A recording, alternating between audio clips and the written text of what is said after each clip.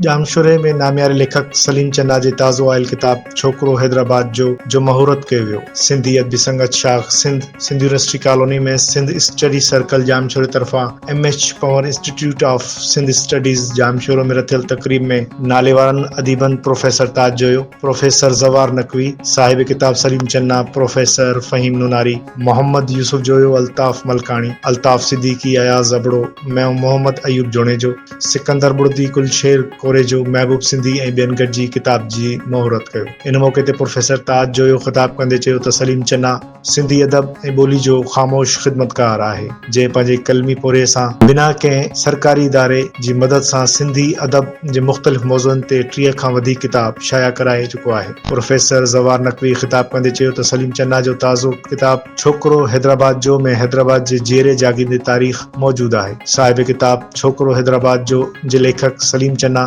तकरीब में मेज़बाननि जो शुक्रियो अदा कंदे चयो त मूं जेको बि अदबी कमु कयो आहे इहो मुंहिंजो शौक़ु ऐं तरबियत जो नतीजो आहे। तकरीब खे अल्ताफ मलकानी, अल्ताफ सिद्दीकी, अयाज अबड़ो, मोहम्मद अयूब जुनेजो, सिकंदर बुर्दी, गुलशेर कोरेजो, महबूब सिंधी ऐं ॿियनि ख़िताब कयो, जॾहिं त नाले वारे रागी सिकंदर बुर्दी शाह लतीफ़ जी वाई पेश करे ख़ूब दाद हासिल कयो। तकरीब में इल्मी अदबी शख़्सियतनि ऐं नौजवाननि वॾे अंग में शिरकत कई।